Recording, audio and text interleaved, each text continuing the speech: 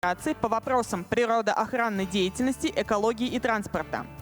Владимир Беловидов, заместитель директора по научной работе ИММО РАН. Сергей Кудряшов, генеральный директор «Зарубежнефть».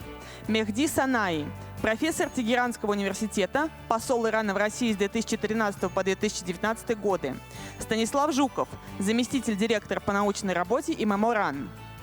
Please welcome to the stage moderator Elena Telegina, Dean of the Faculty of International Energy Business, Gubkin University of Oil and Gas. Sergei Ivanov, Special Presidential Representative for Environmental Protection, Ecology and Transport. Vladimir Milovidov, Deputy Director for Scientific Work, ИММО. Sergei Kudryashov, General Director of Zarubezhneft. Mehdi Sanai, Associate Professor at the University of Tehran, Iran. Stanislav Zhukov, Deputy Director for Scientific Work, ИММО.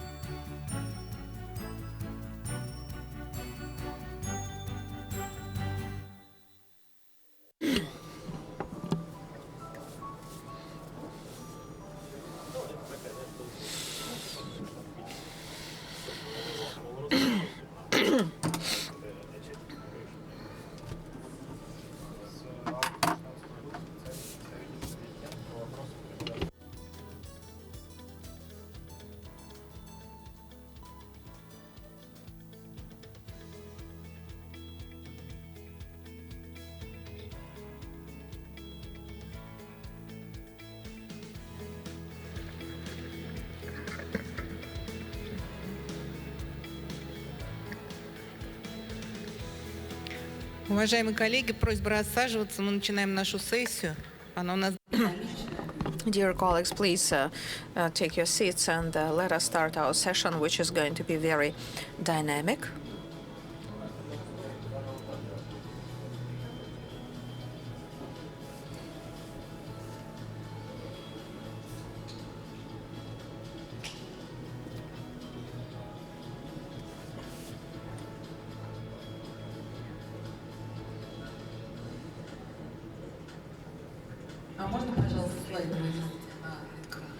May we have our slides, please?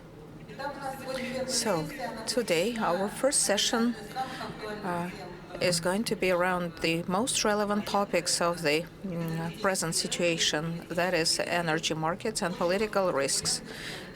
Very acute turbulence that is observed in the energy market and the conflict in the Middle East that impacted the political risks, and it overlaps with the high uncertainty of the future, the forecasts and scenarios of demand for conventional organic fossil fuels, for a green agenda that is a dominant trend in some regions, and in the economic unstable situation certainly aggravates the economic situation, and the explosion in the Middle East will certainly impact the prices.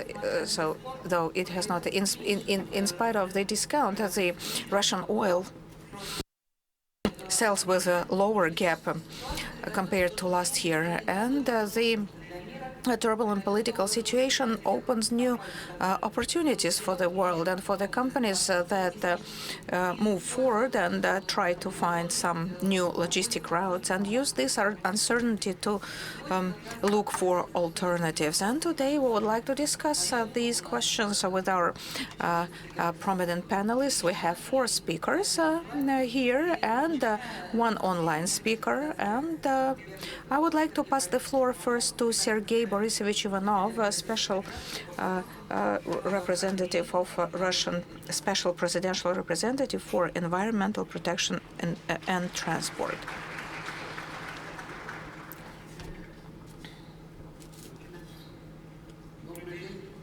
Good morning, dear friends.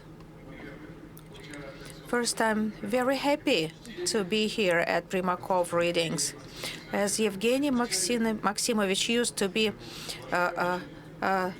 my boss, and I respect and love him so much. And let me start by explaining why I am here, because I'm not an expert in oil or energy.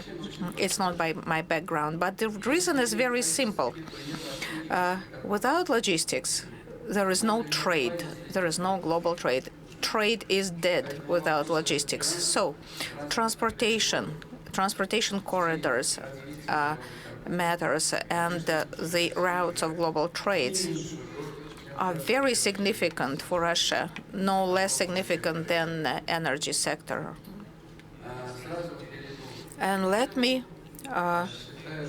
switch to our topic immediately. So today at the opening, we heard about the global profound changes in geopolitics, and that's exactly what's happening in logistics. And it certainly concerns Russia directly. Russia is a global country, and I believe that we have not been paying sufficient attention to development of eastern routes of our transportation sector, that is the Far East and the North and the South. And we should have developed the ports in the Baltics that we have been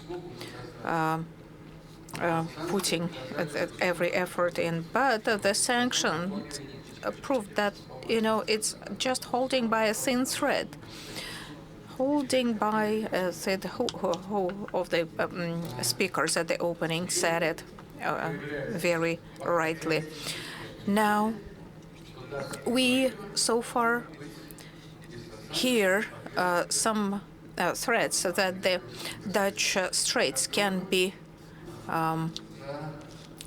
kind of restricted for Russia, for Russian vessels that carry energy resources. And so far we hear talks about it, but the Black Sea and Dardanelles, the Baltic Sea with Dutch straits, actually this is a remote danger that means that we need to develop the Pacific ports. We have 2 regions. That is the Far East and Murmansk, and now we are actively building the new port. And by the year end, the head of Russian Railways promised that the rail tracks to that deep water port will be finished, will be constructed. And this deep water and non-freezing, unlike the Baltic ports, you don't need icebreaker, you don't need to deepen them, and you're out of the port. You go right, the North Marine Way, and you go left. There's Atlantic Ocean, and no one will stop you. And let me start talking about the other corridor, north-south. And speaking about this north-south and the promising nature for Russia, it's not a new idea. I remember in 1999, when I was the Security Council Secretary, we were discussing this idea. And early in the century, I visited the new Ala port in the Caspian Sea in Astrakhan area. It works, but not at full capacity. It's hungry for new investments to make it deeper, to build new capacities, infrastructure. But the main reason to develop the North-South corridor does not happen because of military operation in Ukraine. It is not it was triggered early in 2021, and I want to remind you, just like the Suez Channel, a huge in 2021 huge container actually was kind of turned and it got stuck in the Suez Channel. It got grounded. And why am I mentioning it? Because it took a week to take it off the ground. And and 450 marine vessels were blocked. They couldn't just pass. 12% of the global trade goes through Suez Channel. 1 hour of the Suez Channel blockage cost $400 million. And it took a week. Just calculate the number. 400 million times 24 hours per day, and then multiply by 7.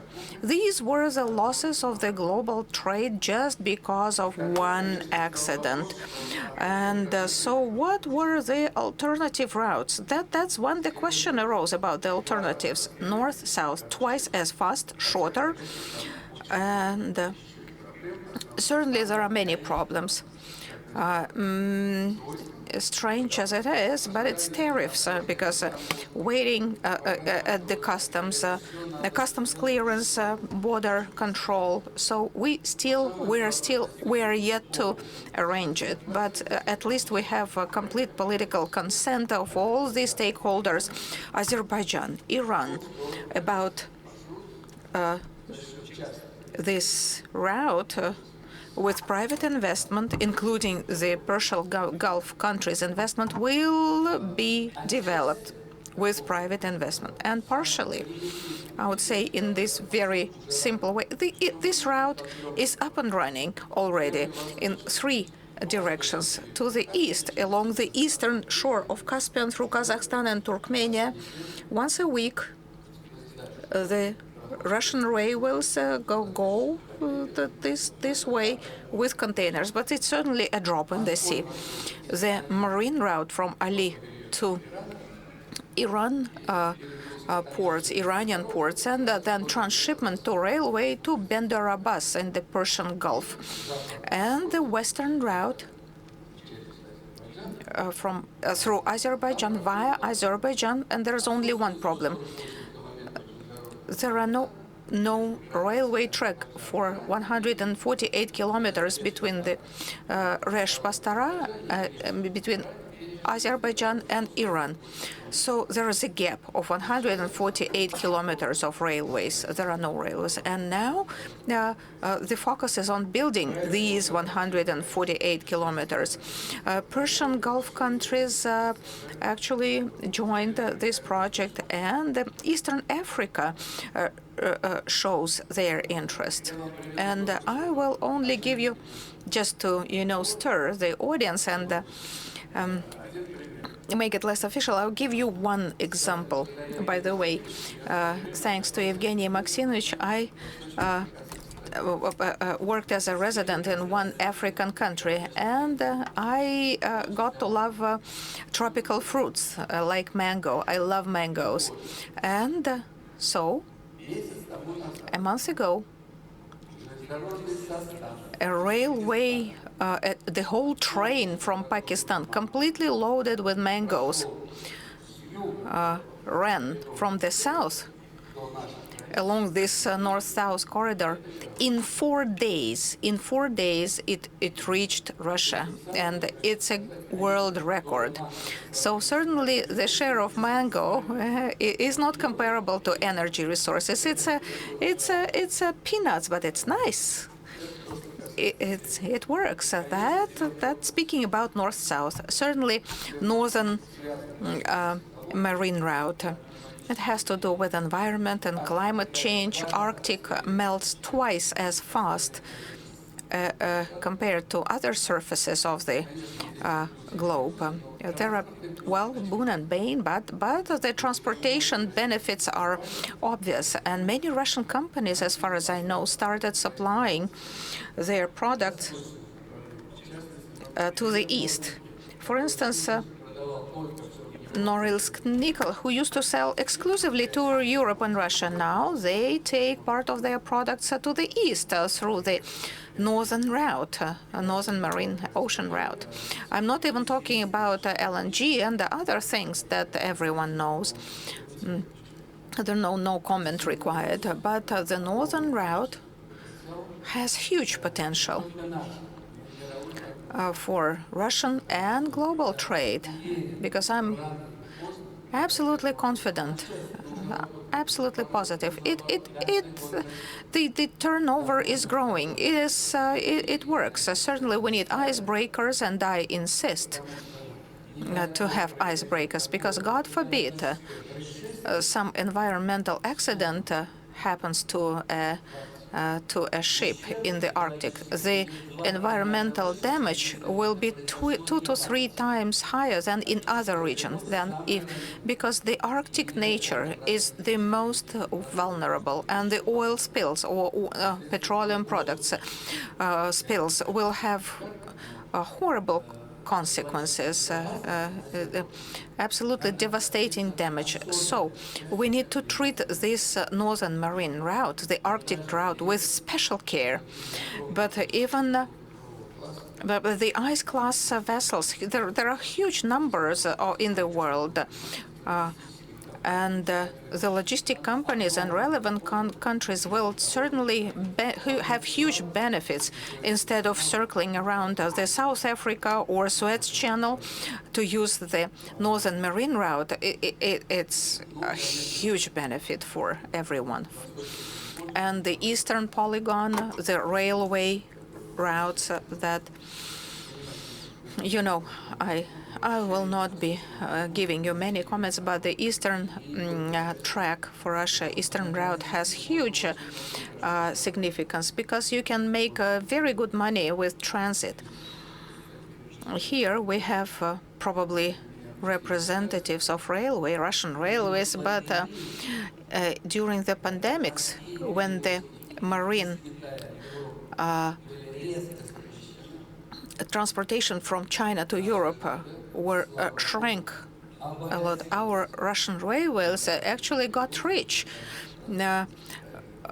with transit cargo transportation from China to Europe. So I hope that's it for myself. I hope I managed to convince you that it's not just a matter of present moment. It is a long-term factor, and we need to pay great attention, and Europe will always be there. They will not be able to disappear. So how high do you think are the political risks building this new transportation infrastructure to the east, those multimodal corridors? The Nord Stream needed coordination on the top political level, the economic feasibility. The investment so far has not paid off. What are we risking this turbulent environment? I think that less risk when we started to develop ports in the Baltic Republic side, the northern pipeline, so it's much less risks. So when we were building the north pipelines, so we had a good buyer that was willing, he agreed to this project, because it's not only a Russian project. You remember that this investments half and half, so European Russian investments. It was not a Russian project, and it's hard to say, but I think that so compared to the European routes, so the Baltic area, trading area, if we compare that, so then the northern way, north-south, I think that that's much more reliable from the viewpoint of politics and geopolitics, much more reliable, much better, much more predictable, no risks there from north to south, and the northern route. So they don't exist. So that such risk just not exist. I'd like to give the floor to our next speaker, Mr. Milovidov, a PhD, Deputy Director for Scientific Work, Primakov Institute of World Economy and International Relations. Vladimir, so we are interested whether we will be able just to leave dollars in the new world order and against the sanctions that have been imposed, and our move to the east will be able to leave the dollar area. I'll try to answer this question. So then, the name of the session is forces me to talk about political risks. And that is why I think I will start talking about the political risks. Although, in my view, so there is no identification where the political risks begin, where they end, where economic risks begin, where the social risks, cognitive risks. It's all just continuously welded thing. So, but we're living in a world of big data and processing of big data, and that is why so we have new resources that coming up with the help of which we can analyze many processes that were hidden from the researchers' eyes. So we have new technologies, resources that allow us to analyze, to do the content analysis of the program of political parties as well. And if we look at the statistics that is accumulated by such big data resources, so that's, searching for the used words or frequented words. So we can see this trend that even in conservative parties, conservative programs, I'm not talking about the liberal parties, so the so-called terminology against the growth is more and more growing. And that tells us that, unfortunately, so the forecasts that are being made currently by the economists vis-a-vis slowing down of the economic growth, so they're not only they do not only rely on some economic factors, but they rely on the change of ideology that is reflected in the political sphere, and that is why we can conclude that this change of views at the global order. So we can see this conferences, meetings, so they after growth period, beyond growth, without growth. So these new terms, this new definition, the economy of public, so that will allow public economy that will allow just to slow down the economic development of the world. And from political risks ensue other risks that actually bifurcate. So the first way, that we have mentioned today, and Mr. Kosachov spoke earlier about that. So these are he actually called sanctions repressions. So actually, so in a way, so they are repressions. But there is another aspect. At the end of the day, it's a kind of extraterritorial protectionism. The sanctions are, because it's a way to protect your own business on the territory of your own country. But whenever you want to protect your own business on the territory of another country, so then you have only one way to do that: to put pressure on this country and to annihilate those who compete your business. And sanctions, at the end of the day, is a means of cutting the competitors from the international markets that the country that imposes sanctions want to achieve. What does it lead to? So it leads to the markets getting less transparent. So then the intermediaries appear, chains of supplies appear, logistics is getting broken, and so other processes. So that's something that any businessman wants, so which is the transparency of the market, is lost. And in this murky environment, we cease to understand what moves where, what price, so where vessels go, so where they leave, oil or just or liquid natural gas, LNG, etc. And that is why that's why accidents are much more possible. So the same goes for political risks. I'm not against the ecological agenda, green agenda, but the actual, so there is this, it turns into the ecology dogmatism. So where, at the end of the day, what's happening? I'm not against it, because when they impose certain doctrines, set ideas on the rest of the world, so which can lead to the destabilization of the market, unbalancing of the global market. So there was this slide at the beginning. So if we can show it, we can go back to this slide.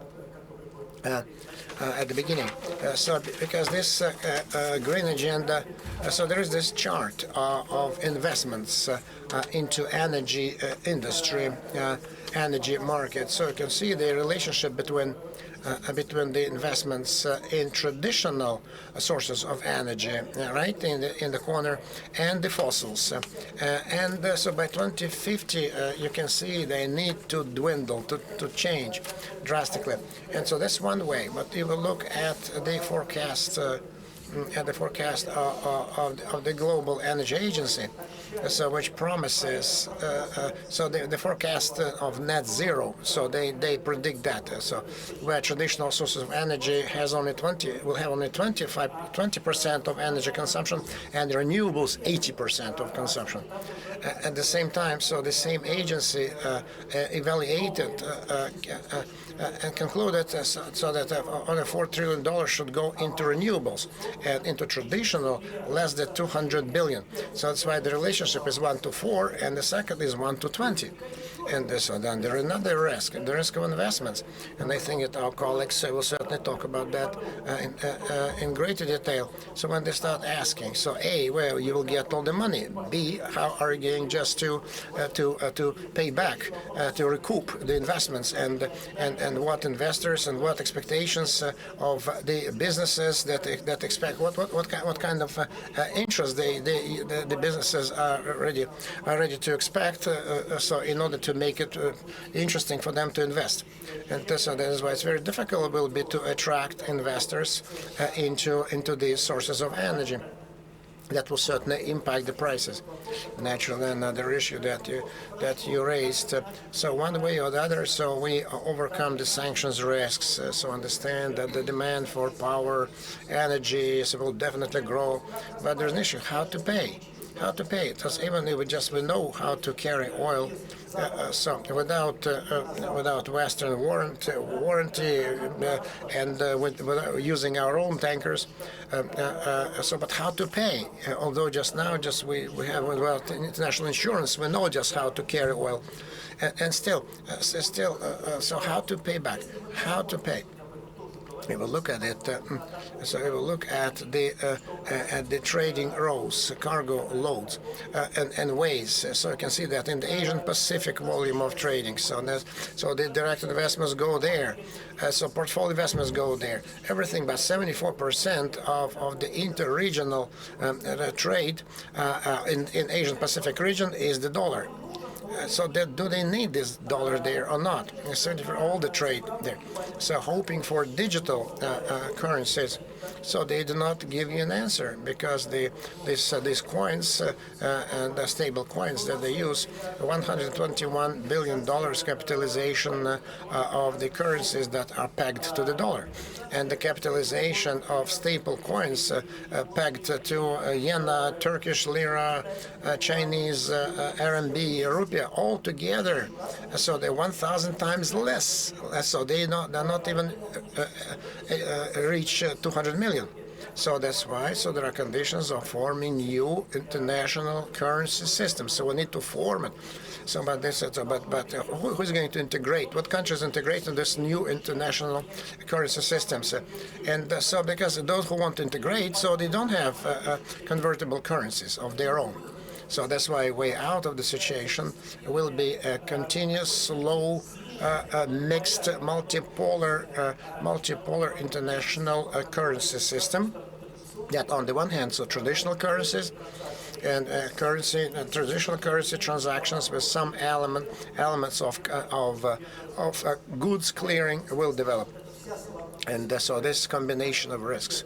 So even those that I have defined, so they lead and force us to think that the future will be quite far away from from what it is being described, and so very being described. So that's why at a certain stage, so we'll see that the cost of energy resources will be much higher than we expect right now for the future. And in conclusion, I would like to say that recently I found a good map of two American cities, Chicago and New York, and one made at the beginning of the 20th century. So with the location, or what do you think? So then charging stations for electric cars. We need to remember that electric cars appeared before the cars with internal combustion engines. But at that time, it was a dead end. Investments, demand, efficiency. So they actually got the upper hand, and certainly so cars with internal combustion engines came to the fore, and electric cars died out. And so now they're coming back so many years later. So we have to change the system. What risks are inherent to it, and what kind of energy consumption we expect in the future? That's a big question that there is no answer to it.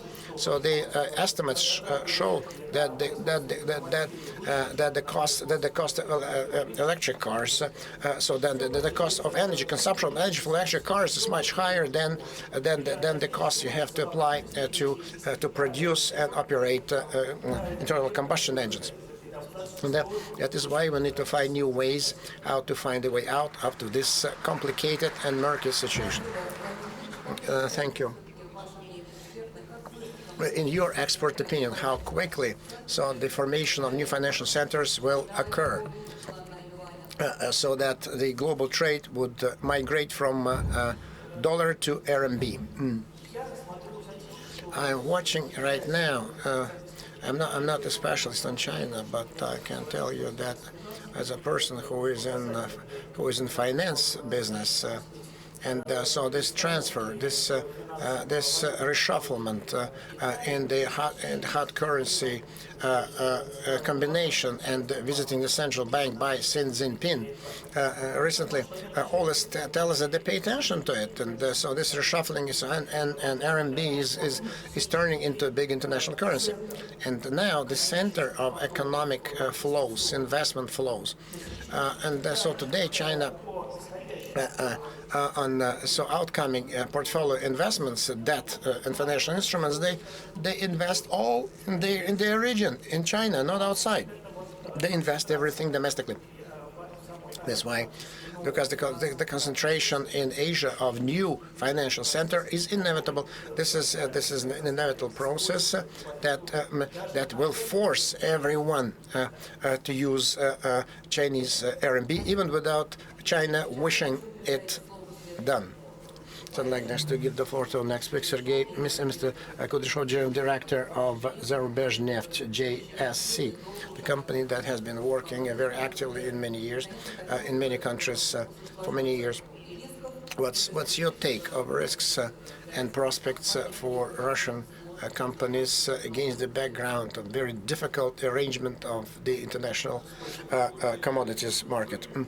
So I will just follow up on the presentations of my colleagues. We fully realize that the transformation, or geopolitical transformation, it leads to the drastic changes of a fuel complex, including Russia, since Russian Federation accounts for 10% of production of oil, and in trade of hydrocarbons of 20% of global share. And so that's why our movement to our logistics, they lead to this effect of generating. So we were trading on FOB, so we had St. Petersburg stock market, stock exchange, everything just traded there. So we got good money. We got everywhere. All global traders came, participated at the St. Petersburg stock exchange, and so then since February 2022, the situation drastically changed, so that's why now we didn't have much experience of international trading market operations. So now just we have to deal with insurance, with big oil-bearing vessels, and logistics has changed. So now just we are migrating towards the Indian market. So we were learning always the time the new skills we have been acquiring because we need to survive in this situation. So to say that we addressed all the issues, certainly we can't say that because the situation is quite fragile and challenging. And so we spoke. So we spoke about the logistics and the physical volumes of trade. And it's only just the iceberg tip. We see only one little tip of the iceberg. This huge mass of the iceberg is under the water. We can't see it. And so then hedging, that's one of the financial markets issue. Debt, insurance, all this. So here we have a lot of things to learn and to move and to develop. So then the second presentation, what we're saying that it's a very important area. The risks are there, lots of inherent risks, and we need to find mechanism of addressing these issues. And certainly, so this situation also requires from us always improving and getting better, more professional. So how to describe this situation? So the volume of investments in oil and gas complex starting from 2014 until 2020 went down. And many even say to the fact that was underfinanced. So especially upstream underfinancing will lead to very critical things in the downstream. And we see that in the last 3 years, so it's a reversal now. So we can see that the upstream investments have been growing. It didn't start in 2022, but in 2020 started. And so we can see that's the increase of investments in upstream. So American companies like Chevron, Exxon, so they have made big acquisitions of shale companies, Harris, Pioneer. So this multi-billion investments, and so then people made these investment decisions. If they did so, say they see the good prospects for themselves and of these areas, and then the market of services, especially on shelf, offshore, drilling and production. So while the cost of jackup was less than 40,000 for a day. And so now the jackup of offshore platform come up to 200,000 for one day. And we say that, so the utilization was 50-60%. Now the utilization is 90% of those platforms. And so that's why these concerted efforts, we can see that there's a lot, there's big investments, big capacity. So there's Qatar, the United Arab Emirates, Saudi Arabia, everyone is moving in that direction. And so that's why the forecasts, so that the green world will be winning, so these forecasts to that effect. So we can see that certainly, so then at the same time we need to be more pragmatic. That's why people invest. So that's why they invest in the alternative sources of energy, which is alternative to the green energy efforts. And so when you see this, when there's a synergy with our business, so solar, batteries, wind, so we introduce these renewables even in Russia whenever it's profitable and it makes sense. We do that on our sites as well. But we think that we so can be competitive because solar and wind, so then we have huge factors so we're not competing with them, but we have great competences in oil production and gas. So we have found for ourselves this geothermal energy. 70% is underground, and some big companies like Chevron went this way, and because the energy of Earth has not yet been properly utilized. And so we can see that we, with our skills, can be competitive. That's on geothermal market. So then the islands, the Eastlands experience, we have regions where we have big areas of geothermal energy. and also then some localized energy zones where this can produce a lot of give us a lot of money, because we see synergy and we see that we can achieve good results. That's why we're working. That's why we do not deny this, and but we see that we need to follow through on that and to develop further.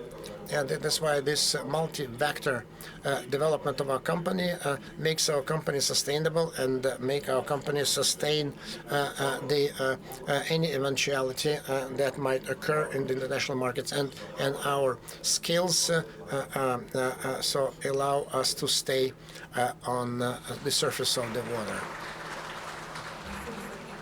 Thank you, Sergey Ivanovich. Certainly diversification and certainly the flexible approach allows us to find the right vector. But I can't but ask you, what's your take on creating your own benchmark, so then to abandon international benchmarks, and for example, so then the oil price top. So how to evade that? Well, there's nothing difficult about it as a physical benchmark, tangible. But we need to understand that we need to create a huge financial infrastructure about it. It's not just the oil and gas companies, but the issue goes beyond our industry, but doesn't have to be done. Yeah, we keep saying a lot. We keep talking about financial and technological sovereignty. Probably the previous presentation was about the financial markets dominated by dollar. All the debt is linked to the dollar. And today we sign contracts, we conclude contracts also linked to our currency, but still they have dollars behind them. So in order to move to benchmarking, we really need to create a common infrastructure, or otherwise there will always be winners in this game. And our next participant will speak online. That is Professor of Tehran University, Mehdi Saneh, ex-ambassador of Iran in Russia in 2012, 2013. So yes, the floor is yours, Mr. Saneh. Thank you very much. I hope you hear me well. First, I want to thank organizers of conference for inviting me. And I'm sorry that some commitments just in these days in Tehran didn't give me this chance to participate in person. Then the conference is enough important, and it's named by Yevgeny Primakov, who is very respectable in Iran and well-known his ideas. I will try to give my presentation in a few theses. First, fuel included here, oil and gas during last decade, last century, and more than 100 years was a basic resource of providing energy for the world. And estimations shows and says us that for next years, also for about 30 years minimum, it will be, of course, continue its role and will be the main resource. Oil and gas will be main resource of energy in the world. It's estimated that until 2035, China will be the main user and buyer, and after this, maybe in 2035, India will have will be the first in this aspect. But about oil and gas, more perspectives for gas than oil, of course, and it will play more role in next years in providing energy in the world. And second thesis is that there are two parallel processes in the world about energy.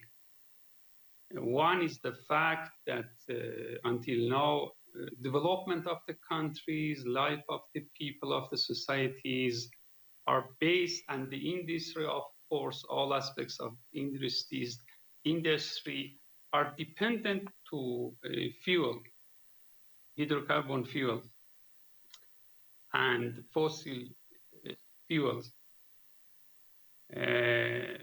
But another ongoing process is the importance of renewable energies. And which process will win? There are two main views, of course. Nobody denied that these two processes are ongoing parallelly, but somebody believes that hydrocarbon fuel will save its role for many years. But many professors, many experts also believe many of them believes in globalism and process of globalism. They believe that renewable energies will be much more important in next years. They bring an example as internet and social media. Maybe some people didn't want to accept them, but anyway, they are the fact of the new world, and they say that renewable energies are a new fact and will be more important than fossil fuels in future. Of course, I think it depends on the situation, political situation in the world, and it depends on geopolitics of the world. Another thesis is that diplomacy of energy saves its role in foreign policy of all countries. Somebody varied to include it in soft instruments or hard instruments of the foreign policy, but anyway, this is one main instrument in the foreign policy to avoid threats and to make opportunities and possibilities for the country. Another fact and thesis is the relation of energy with politics and geopolitics, with war, with conflicts, with sanctions also included here. Maybe until 1960s years, the exclusive player of energy were the very big countries of Europe and US, and big companies, also great companies of the world. But after that, in 1970 years of 20th century, the players become more and more. But at the time, energy was more related to the politics. After that, in Middle East, in Central Asia and Caucasus. In the case of Ukraine crisis, also we observed that about Nord Stream 2, how is politics related to energy and how is energy dependent on politics.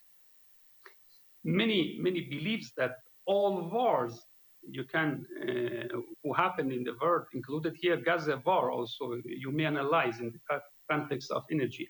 But anyway, this fact that until now energy is related to politics is the main fact, and unfortunately, with sanctions also, we see sanctions against Iran, against Venezuela, against Russia, and usually sanctions were begun from energy aspects. One more thesis is that the multipolar world is reflected in energy aspects. if we are wishing about multipolar world, if we believe in multipolar world, and if we think that there is no way for the world except multipolar world, we can see multipolarism in aspect of energy in last years. The exporters of oil and gas are more independent and less dependent to other countries. We see such an independence attitude in OPEC and in many cases in last years. So geopolitics of energy is changing. We see after the Ukraine crisis and from 2022, the division of the world to two parts, north and south, and majority of the world. So if we talk about the new world, I believe that energy is one main factor that is building the new world. I think that a few main factors play a big role in the future of energy in the world. First, reduction of the role of the fossil fuels and hydrocarbon fuels. We cannot say that in next year or after 2 years or after 10 years, but anyway, this process is going. And the adding of the role of renewable energies is going. Another process will be the adding of role of electricity. And I think using of the hydrogen, less carbon, of course, will be more in new world. And of course, we cannot ignore the role of politics and geopolitics and how is going the political situation in the world. My last thesis is more related to our region. I think, as we said, energy also is included among the factors. Those are building the new world. I think in the new world, regional cooperation will be much more important than before. And here, I want to refer to Iranian-Russian relation. In Iranian-Russian relation, energy also plays a big role. And of course, we are not proud about the level of this cooperation, but it's very important that Russia is one of the main partners of Iran in this aspect. I hope I will have more time during this panel. I want to talk a little about Iranian program on energy and Iranian plans on energy. And I want to say that Iran with second place and third place in oil and gas in the world, I mean, in the aspect of owning these resources in the country, of course, has a real politic about it, included here big resources and some realities as sanctions that there are. There is a program in the country for the sanction period. And this is a few years that the country is moving in the context of this plan and this program. Main two priorities of this, they are expanding and developing the relation with regional countries, and second with neighbors also. I think in the program of Iran that included here to pay more attention to gas and electricity than oil. Iran sees more permanent and more possible to invest in gas than oil and in gas and electricity than oil. And here there are many plans cooperating with Russia and the cooperation on Russia to be hub of gas in the region. to re-export oil and gas with the cooperation of countries of the region. And I think Russia plays a big role and first role in this aspect, included here, of course, the potentials of Kazakhstan and Turkmenistan. Also, Iran has experience of re-exporting and swap of oil also in the region. I hope this regional cooperation will be developed in future. Thanks very much.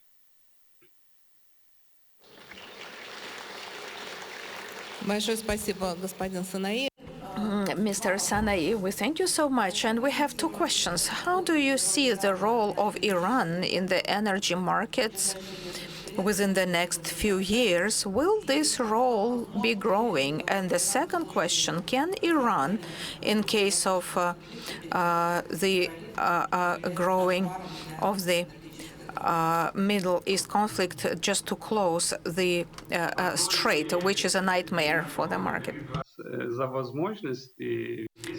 Allow me to thank you for the opportunity to speak and answer your questions in Russian.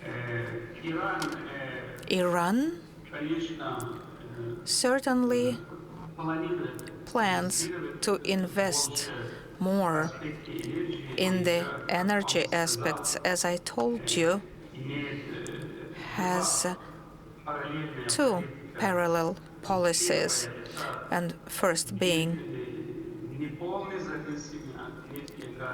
not to be completely dependent on oil and gas. So non-petroleum aspects develops a lot in Iran, new technologies, agriculture, construction, even aspect of medicine. Iran now exports medical products, medications, drugs to over 40 countries who import medical products and drugs from Iran. So, and one process, the aspect of oil and gas, targets more independence in oil and gas. But Iran has a plan, and now there are discussions in the parliament in new long-term programs, and where energy plays a very significant role. And as I told you in my presentation, Iran plans both to invest in oil, but even more in gas and electricity. And now several countries and neighbors buy gas and buy electricity. And Iran believes that gas and electricity aspects are more robust and reliable than oil. But it does not mean that Iran ignores the oil potential.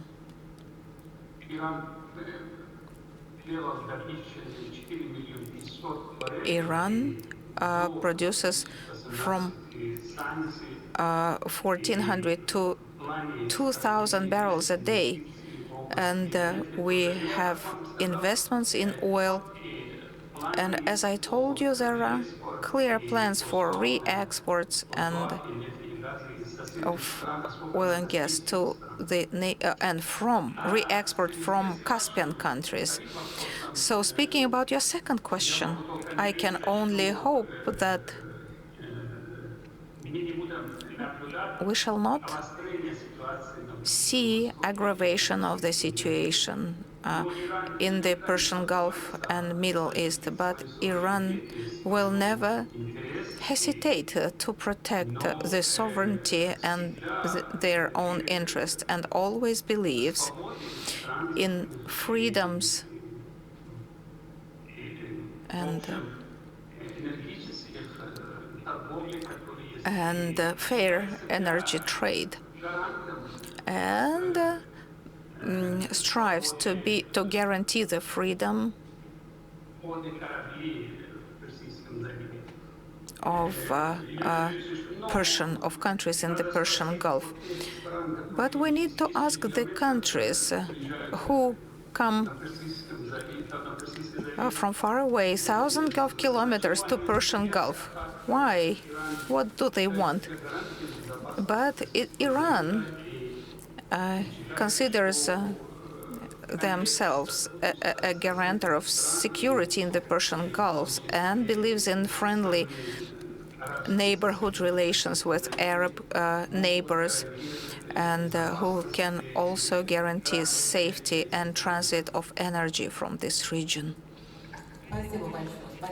Thank you so much for your presentation. Thank you so much for sharing with us. I'd like to give the floor to Mr. Zhukov, member correspondent of Deputy Director for Scientific Work, Primakov Institute of World Economy. Can we touch upon this issue, what's happening in Europe within the framework of Green Agenda? Thank you, Elena Alexandrovna. Guests, participants, I'll answer your question. But first, I'd like just in capacity of this, my opening statement will be like this. When we talk about the energy markets, we need to realize that the markets of oil and natural gas, they're completely different.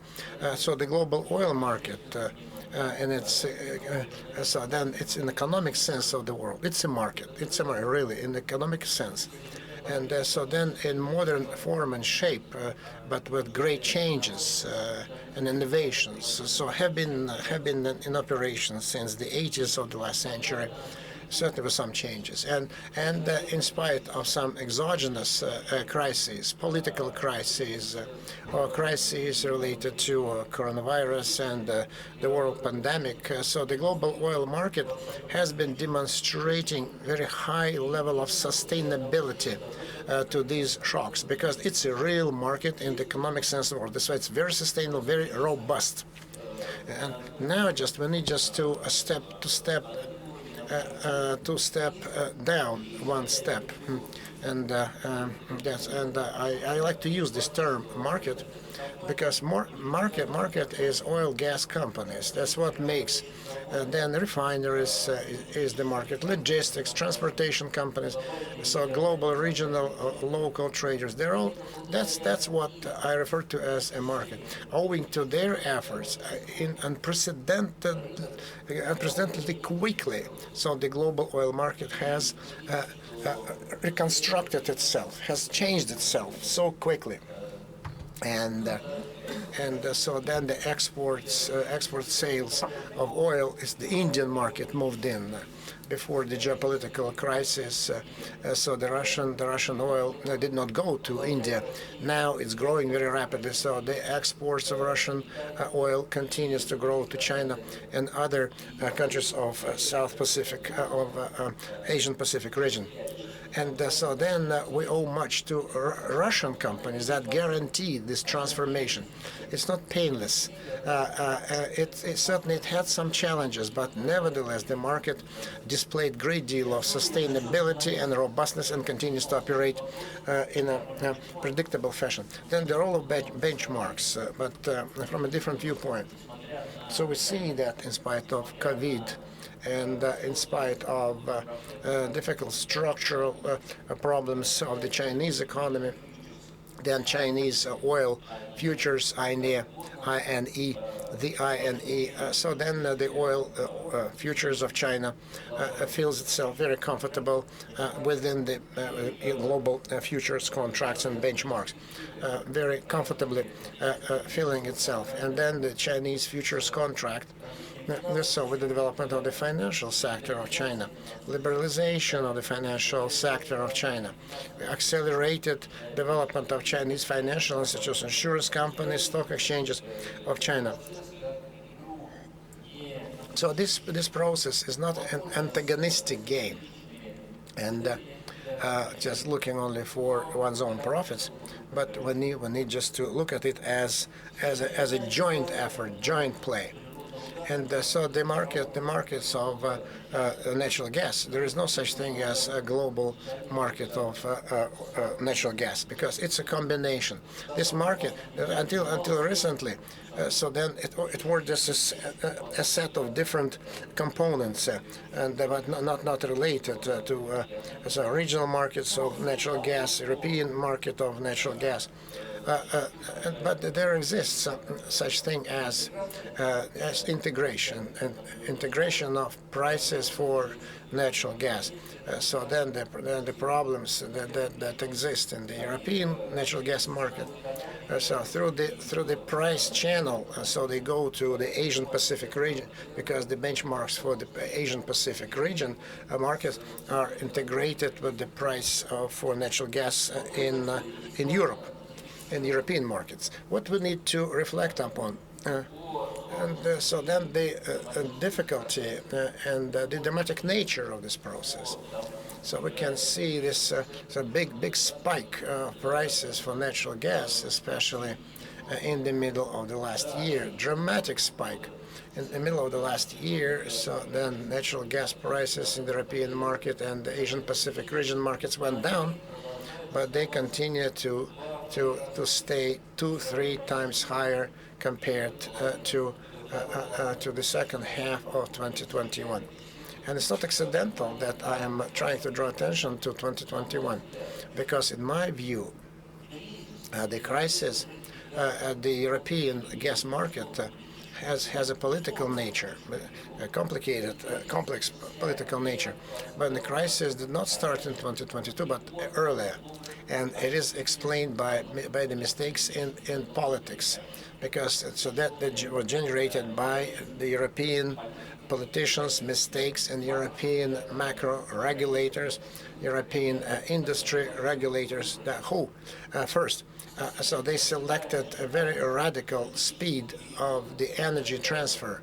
I mean, so abandoning the fossil fuels in favor of renewables. And second, they selected a very bad system for European design market, as we economists say, because they tried just to build a spot market along the lines of the North American market, just in the United States and Mexico and Canada works fine. But only because they have different conditions from the viewpoint of gas supply. Gas supply is huge, their own production of gas there. That's why that spot market works there. But here, so Europe is growing more and more dependent on natural gas, and the production of gas goes down in Europe as well. So these mistakes gave rise to prices. But I need to. So I need to give it to the professionalism of our European expert. General Stent in Financial Times published an article where he stressed that this crisis that we witnessed in 2021 was a self-made crisis, and Russia had nothing to do with it. And he published that. And but there was a dialogue between Russia and the European Commission, European countries on gas. And when the first energy packages, second energy package was adopted, so third. So that abandoning the already existing, very profitable, although asymmetrical economic cooperation with Russia, so that had took shape in the 70s of the last century, so would give very negative impact on the European economy and Europe. And my last assumption, my last bullet that I wanted to belabor upon. So Europe avoided economic debacle, economic catastrophe, and so only owing to huge investment by state money into economy. It's only in 2022 they avoided that, owing to that. So the EU invested in economy 10% of GDP of resources. Not every country, not any country can afford that. But the crisis is ongoing. So there are two implications. It's a growing poverty in the energy poverty as well in the EU countries. We know that the president of France, Macron, last summer, he spoke about the end of the Horn of Plenty. And it's not the end of the Horn of Plenty, but what replaces it. And so what's more important from the viewpoint of functioning the economy, leading economies of the EU, so this is, although it's too premature to speak about deindustrialization, too premature to speak about that, but nevertheless we can see some signs of growing deindustrialization of traditional European industrial market, and they go very fast, and not only just the destruction of industries, but the problem is that the traditional industrial core they're losing global competition positions.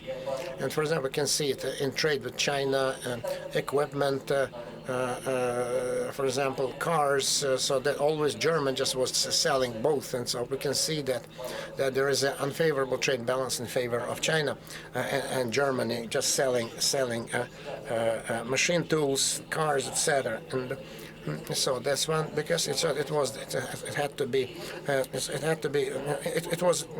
connected to the problems in the energy market, so that will have very negative implications for the operation of European economies.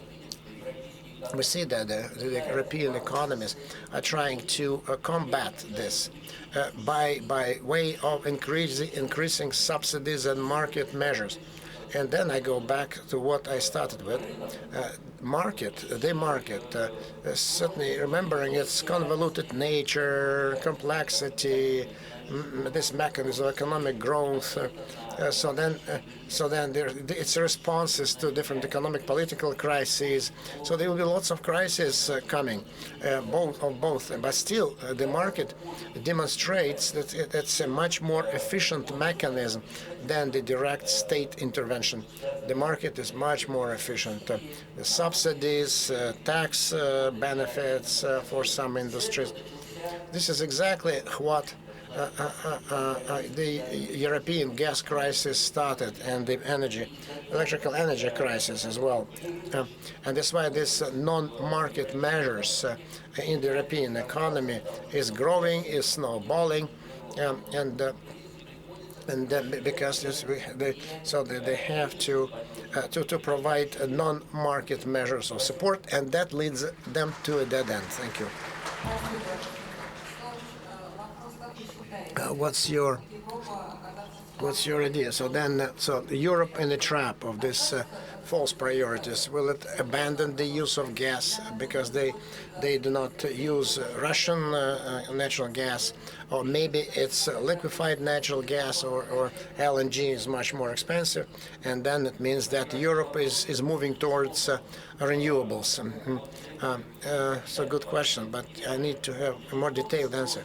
Certainly, the demand for gas, natural gas, has already diverged from the long-term strategy that we thought was relevant and normal 2-3 years ago. This process of deviation will certainly continue, but certainly Europe cannot afford to abandon gas. And because the German banks are very active investors in the projects of LNG products in the United States, and that means German banks do, and that's why.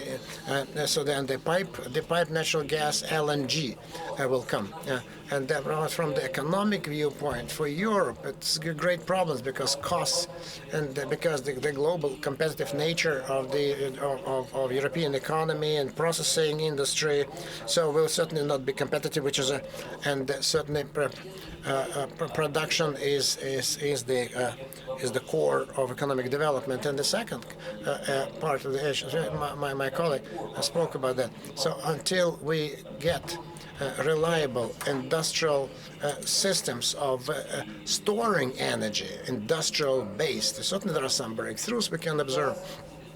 So natural gas will continue to be what we call only supporting. So will continue to be the basic supply even for new renewables energy, alternative energy production.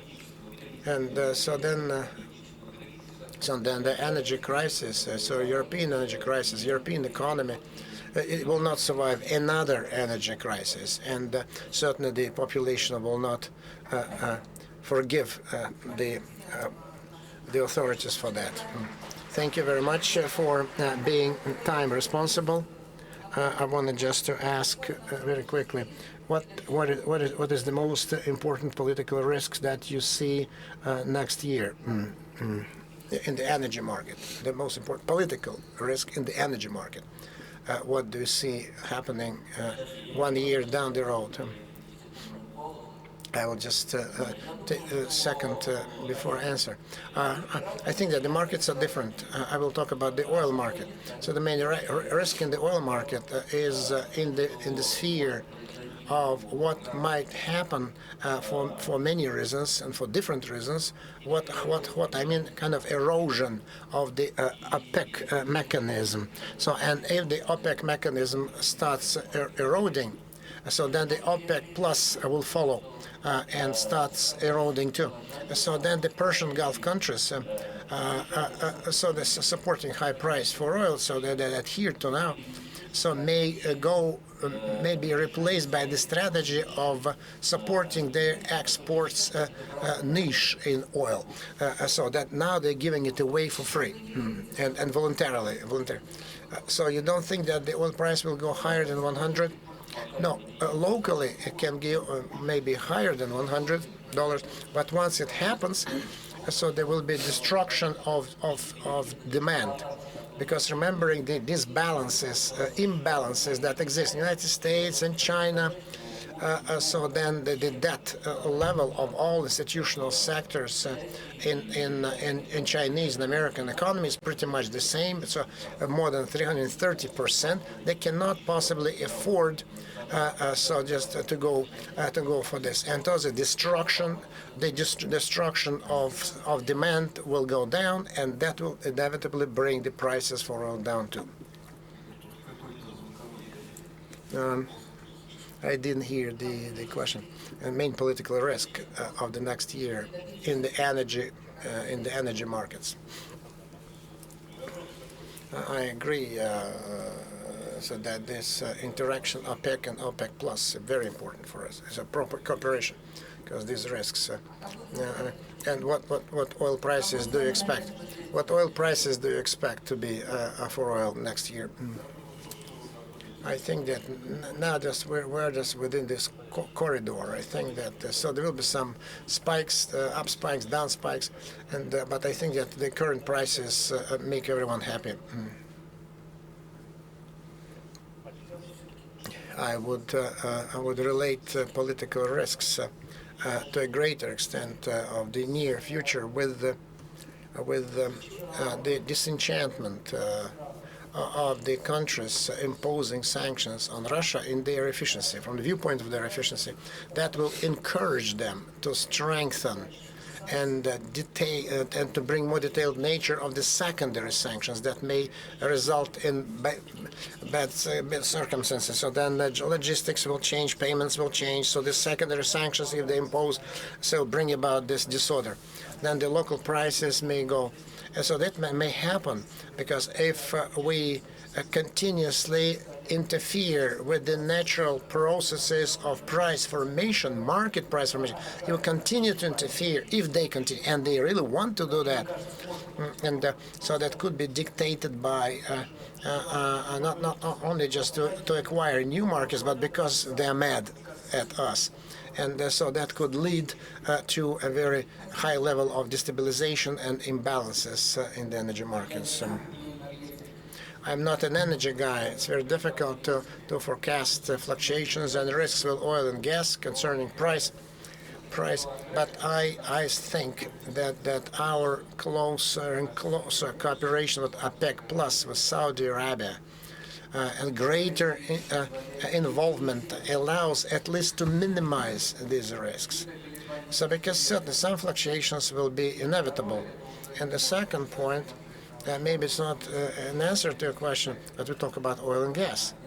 And we should not forget about the nuclear energy. And here my forecast will be that the trend of the global south to use more and more nuclear with the help of Rosatom.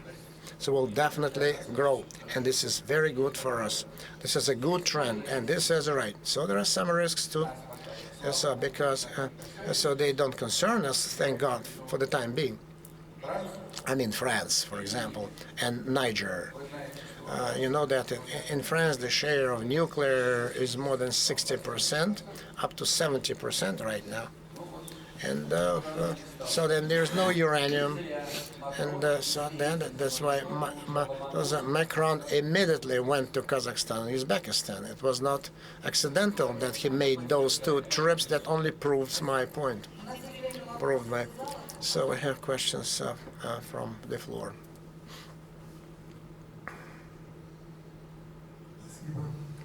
Thank you, Alian Ahmed. I'm expert from Syria. To Mr. Ivanov, question for Mr. Ivanov. You spoke about the role our nations transit in the world, and our respected experts spoke about the role of oil and gas in energy.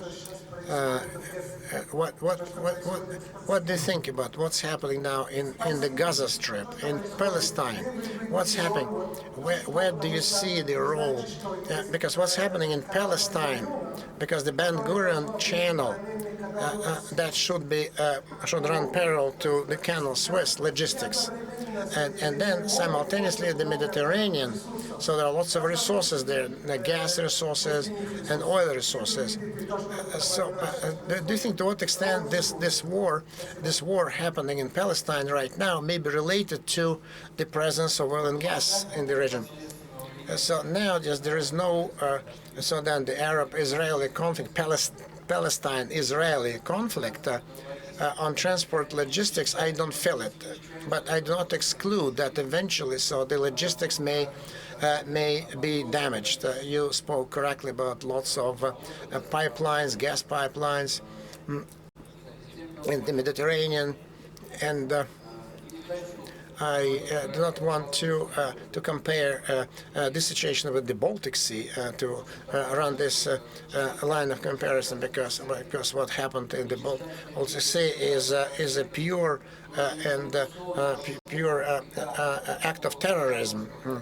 And so that saying that actually Ukraine allegedly involved in blowing up of the pipelines in the northern sea. So this is certainly not possible. So although there are some disturbing points, disturbing things that we are beginning to attempt to catch the vessels by the people who call themselves the Yemen combatants, and the last vessel that was taken, but then it was freed. So there was a Russian there among the team. And if it continues, so that it will remind us of the Somali crisis, so the piracy, sea piracy, but in a different region. If they continue to catch and to acquire those ships by force, it will certainly... We need to fight it, certainly, because it impacts the economic situation and global trade, and there may not be any political justifications or preferences. It's piracy. You need to call things by their proper proper names, as today Yuri Ushakov said in the very beginning. We thank you. So we have Mr. Sanaev. He probably wants to answer a question because I see you have connected him. You have put him on again. Yes, about the political risks.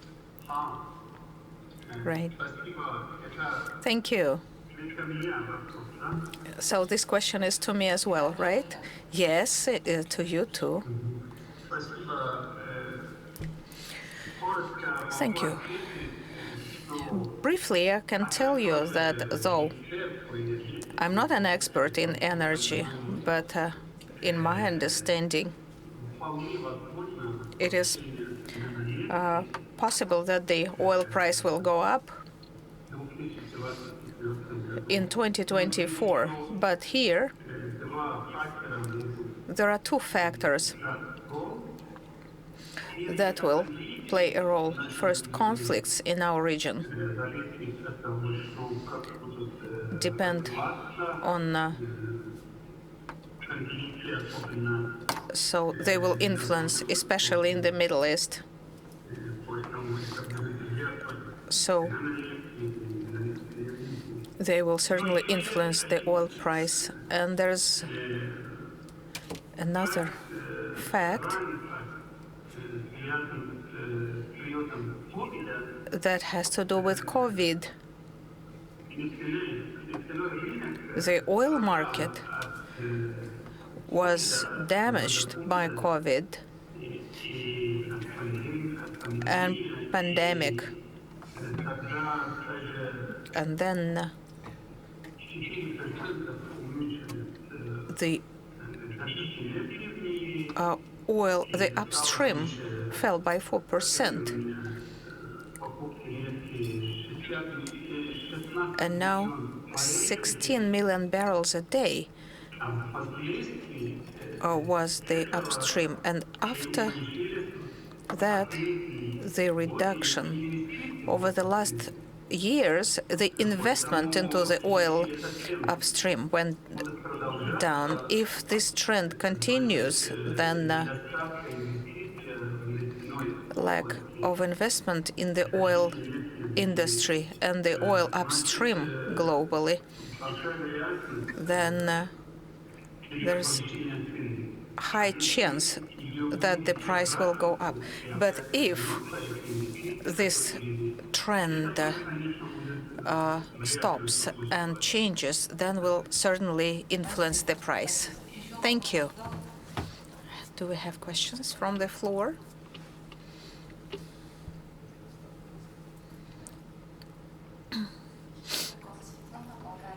Svetlana from Bulgaria. Professor Telegina, I thank you for this interesting session. No wonder it is the first one, because energy security should be number one after the first introduction block. Thank you for this interesting panelists. And you asked a very important question. When will de-dollarization be observed in the energy trade? And the panelists were very careful in answering. The answers were quite cautious. I believe it is one of the keys to solve the problem and properly go in the direction of this multipolar world that Mr. Primakov forecasted some 30 years ago. You are an expert in this area, a scientist, scholar. Do you think you could answer this question? This is a difficult question, very difficult to forecast. 2 years ago, even, it was difficult to imagine. 87% of the global trade was in dollars. It was difficult when all the banks were accredited by American banks, and the American sites were the biggest financial sites. And now the processes are accelerating, and the by currency mixes and judging by the growth of other currencies. So in the positive scenario, within 10 years, the dollar basis may collapse, though some extraordinary events are required to trigger that. But the history shows that sometimes processes start very slowly, but then they can just burgeon, and especially considering the economic power of China. So this process can be something may serve as a catalyst for this process. Another question here. Thank you. Viktor Haikov, President of National Association of Oil and Gas, member of Social Council of Russia. So my question to Sergei Ivanovich, your company is active in the global market, including the upstream. So in your view, considering profound changes in geopolitical situation, what's the future for the Russian gas and oil producing companies in developing some deposits overseas, and what are the most promising countries for that? Overseas, we need to understand that presently we have only friendly or neutral countries, and the market of Qatar, Iraq, Arab Emirates is a market with presence of large transnational companies, and this market is very difficult to penetrate, to capture. But as for the Russian upstream, the competitiveness, the cost of $3 per barrel, even in severe, harsh natural conditions, means that we are very competitive. And the production of 10% of global oil confirms that we can actually create an anchor order. And our industry, we now purchase locally made hardware, and we have 99% of everything we need, of all the wherewithal. There are some isolated technologies, 3 types of equipment that we are now solving the problems about, and for some technologies, especially that have to do with automation of production. But today, the state asked us to create, to develop programs, and we are more than competitors. And today we need to properly select the market to enter. And we see that we can make money both on developing the natural resources and in services. And today we even sell our digital services and programs in other countries. This is another good market that we can tackle. So we are more than competitors, more than competitive in upstream. And one more question from the audience.